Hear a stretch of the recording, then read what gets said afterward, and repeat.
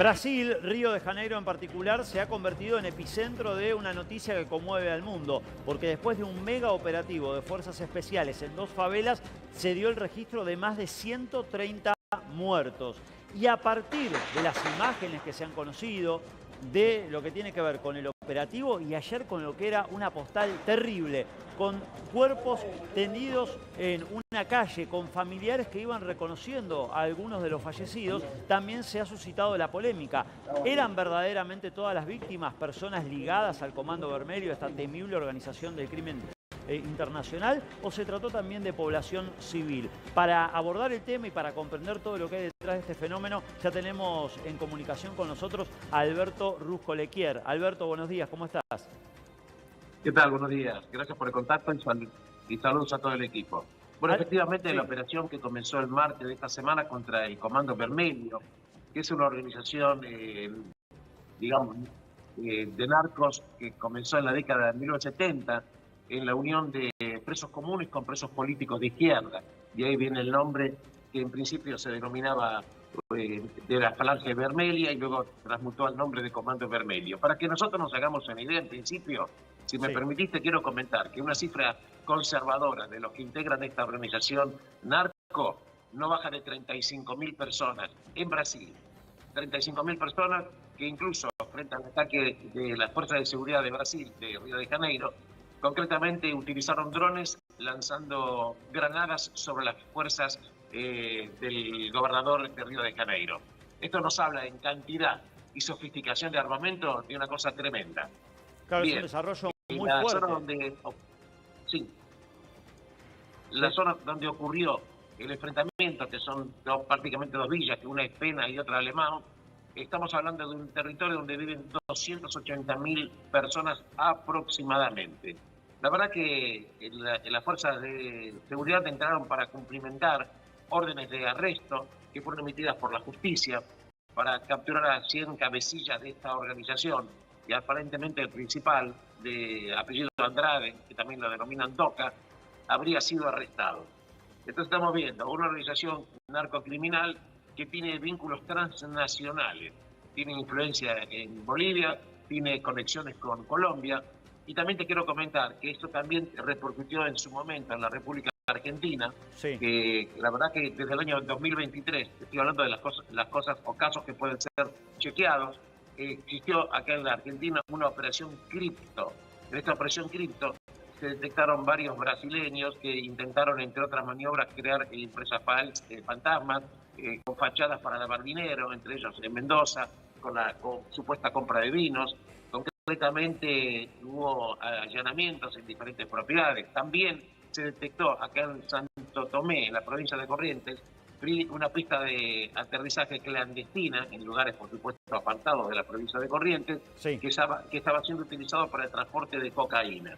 Claro. La verdad que en Argentina, si bien es cierto que hay vínculos, células que tienen contacto o células del Comando Vermelho, no obstante no tienen esa estructura tan enorme y tan poderosa como la que tiene en Brasil. Alberto, te pido un punto acá, te dejo una pregunta, que es ¿qué lección podemos aprender nosotros, los argentinos, a propósito de esto que pasa en Río? Y te pido que me aguardes un segundito, que nos esperes, porque nos está llamando nuestro compañero Rodo Morel, que está en vivo desde Río de Janeiro, Crónica, en el lugar de los hechos. Rodo, buen día para vos y para todo el equipo. Mariela, muy buenos días. ¿Me escuchás bien ahí? Perfecto, fuerte y claro, te escuchamos. Mariela, Matías, muy buenos días para la audiencia de Crónica. Bueno, Crónica llegó aquí a Río de Janeiro durante la noche de anoche, donde una ciudad, parte de Río de Janeiro, está prácticamente militarizada, y el centro de Río de Janeiro, donde ayer nosotros llegamos desde Copacabana, Ipanema y todo el centro de Río de Janeiro, están con una tranquilidad y una tensa calma. Nosotros estamos yendo ahora a una de las principales favelas donde se sucedió todas estas imágenes que están conmoviendo al mundo. Son alrededor de 30 kilómetros, ¿sí?, de donde estamos nosotros apostados, desde el centro de Copacabana, y yendo por donde una de las principales avenidas de Río de Janeiro. Te cuento que ayer durante la noche el Ministerio Público Fiscal aquí del gobierno de Carlos Costa, el gobernador de Río de Janeiro, confirmó oficialmente 131 muertos, 131 muertos. Mariela, en un principio el Estado provincial había anunciado una cantidad de bajas mucho menor, pero a medida que iban sumando imágenes, testimonios de los familiares, hablando precisamente de lo que ellos denominan una masacre, el Estado provincial todavía no había dado un número. Ayer por la noche empezaron a aumentar los números oficiales, ¿sí?, de fallecidos y llegó al número 132, ¿sí?, con 90 detenidos. 60 son de la principal cuadrilla, de los que manejan precisamente las favelas aquí en el centro y en la periferia de Río de Janeiro. Por otro lado, Matías, te cuento que hay dos posturas claramente aquí en Río de Janeiro, ¿sí? Desde la parte urbana hay aplausos sobre el accionar, ¿sí?, del Estado provincial, pero desde adentro de la favela solamente hay llanto y luto.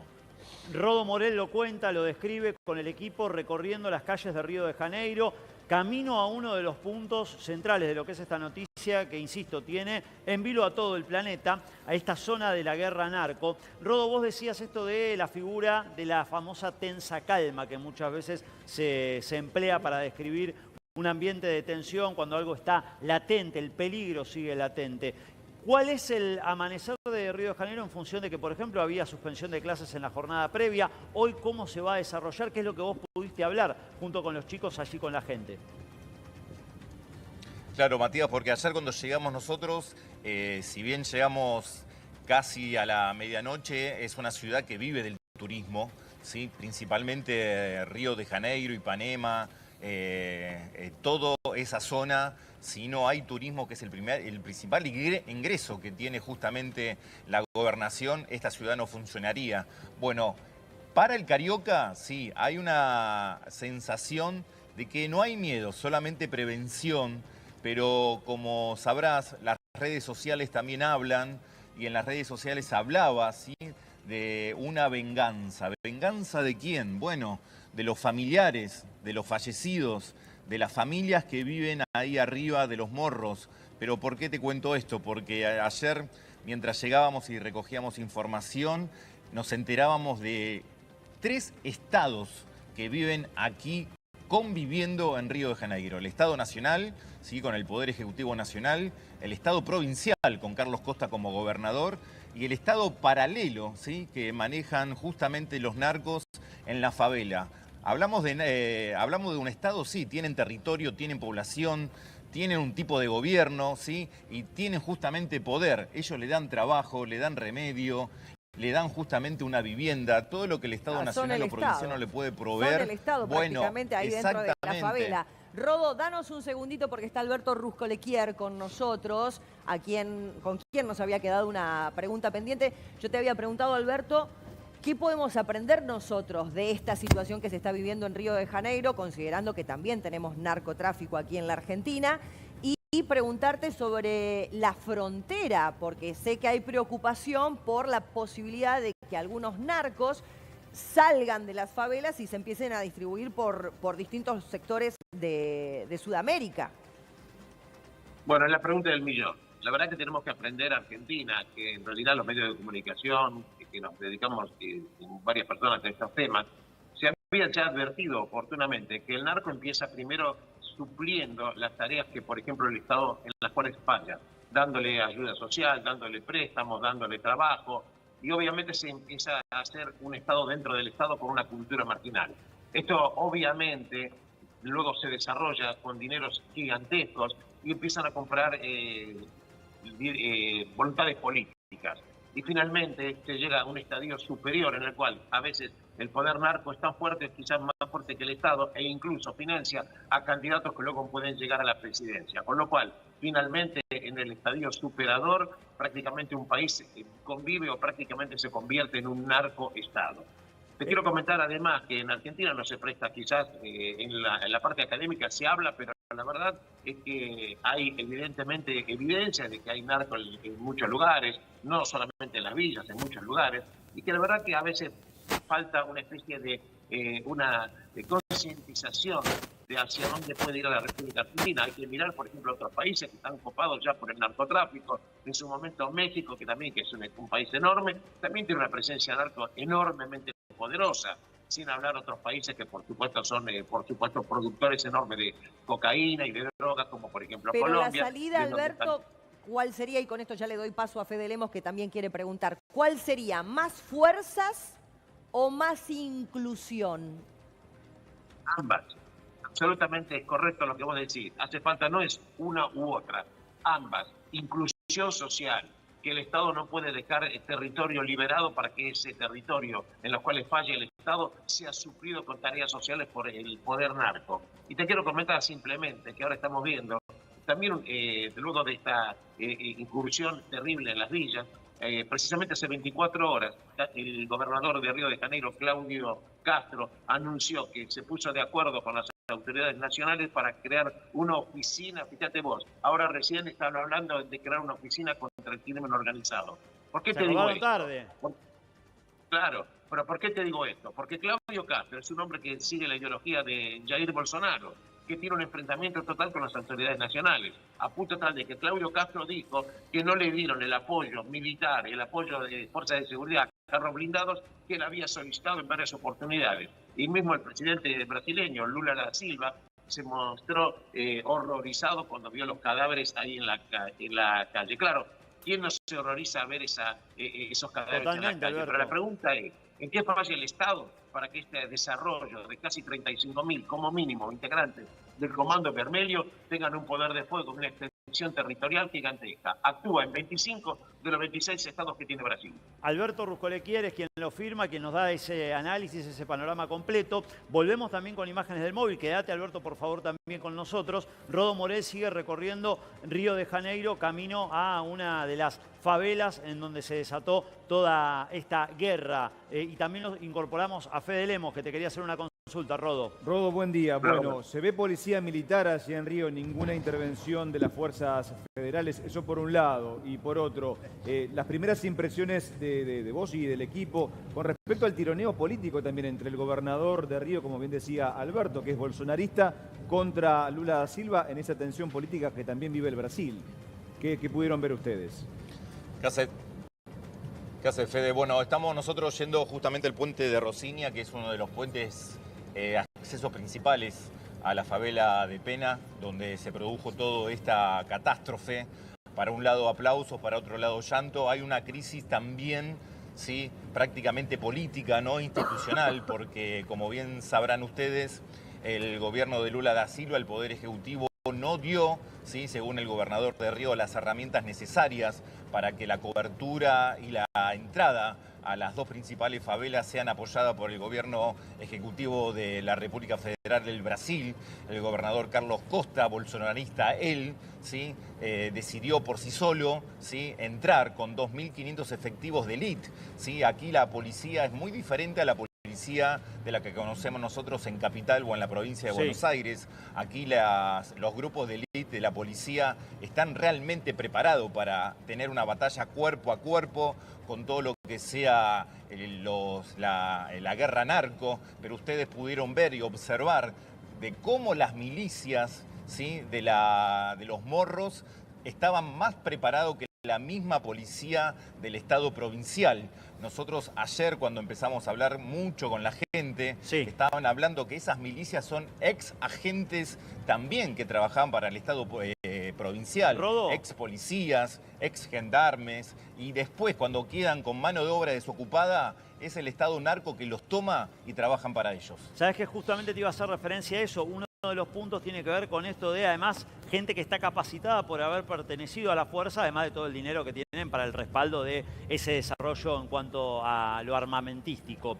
Dentro de lo que es la favela donde ustedes van a ir y por lo que han podido recabar charlando con la gente de allí, con los cariocas, la verdad es que uno imagina que es difícil pensar que, entre comillas, los entreguen a los líderes, que alguien los venda más allá de lo que es esta recompensa de $18.000 que se está ofreciendo.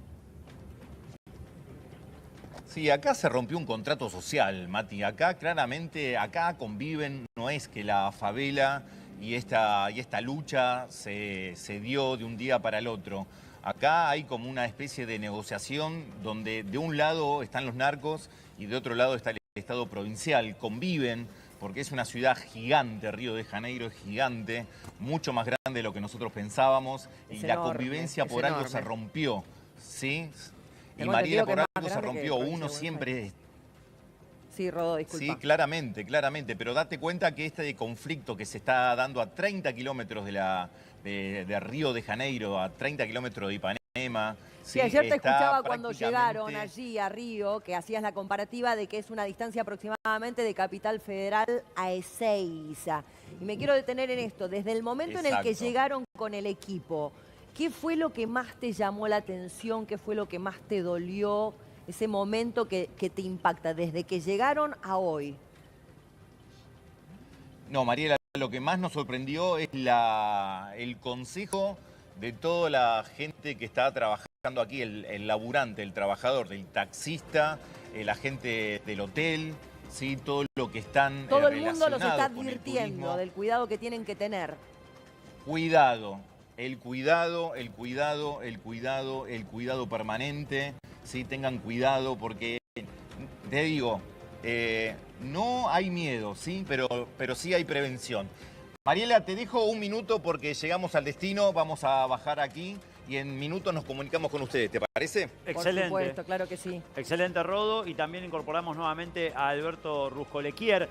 ¿Cómo puede jugar también, si esto se dilata, Alberto, en la población, el tema de la búsqueda de estos capos narcos, la situación que recién bien describía Rodo desde Río, de todo el tiempo la advertencia sobre un riesgo inminente? ¿Cómo puede operar en la sociedad, en la diaria?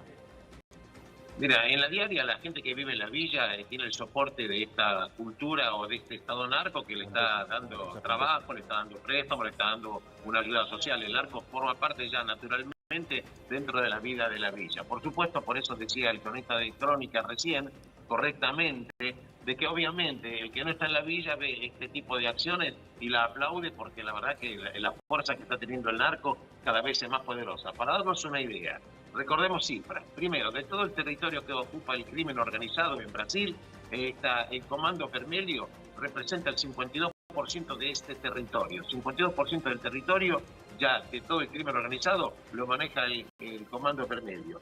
Segunda instancia, la cifra del año 2022. Escuchá, 2022, no tengo porque no se publicaron cifras actualizadas, habla de que en el año 2022 todo el crimen organizado movió una cifra de 273.000 millones de dólares. ¿Tenemos una idea de lo que estamos hablando? Una bestialidad. 273.000 millones de dólares. Para que nos una idea, es casi la mitad del Producto Bruto de la República Argentina. Esto está hablando entonces del poder político, del poder de inserción de suplir al Estado de una manera legal, de la fuerza económica, y también habla de la captación que se hace también en todos los niveles. Por eso cuando preguntaron qué es lo que hay que aprender mucho. Y la pregunta es, ¿está haciendo Argentina lo necesario? ¿Por qué te lo comento esto? Porque cuando en su momento, desde el año 2023 al 2025, que son los casos más conocidos aquí en la República Argentina, en uno de ellos intervino la jueza federal de San Isidro, Sandra Arroyo Salgado. Por ejemplo, las condenas que hubieron, por ejemplo, en el caso de un narco que fue condenado creo que en el año 2025, le dieron prisión domiciliaria con tobillera electrónica porque estaba enfermo.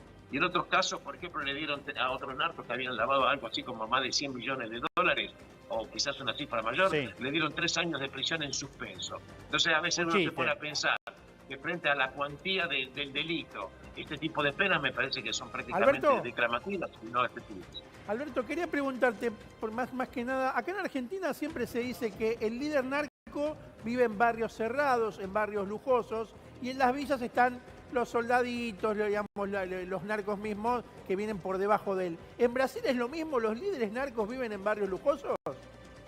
Mirá, yo no sé exactamente dónde viven, pero no sería nada raro suponer que la impronta sería casi la misma. Fíjate vos que en la República Argentina, cuando se hizo todas estas situaciones ilegales y jurídicas, ¿qué se incautaron? Autos de alta gama, se incautaron propiedades, estoy hablando de propiedades importantes. En consecuencia, hay una matriz, obviamente, de que los soldaditos son los que ponen el cuerpo y son los que están manejando la territorialidad. Pero la parte de la alta dirigencia posiblemente esté viviendo de otra manera, a pesar de que en este operativo que fue el día martes, o sea, 48 horas pudieron encarcelar a uno de los objetivos, que era Andrade, también llamado Toca, que bueno, esto es lo que estamos viendo. Alberto, el gobierno anunció una alerta máxima, en las fronteras por la escalada de violencia en Río de Janeiro. ¿La política argentina no debería dejarse de jorobar, por así decirlo, con respecto a la seguridad y aunar criterios y no sea propiedad de uno u otro espacio político?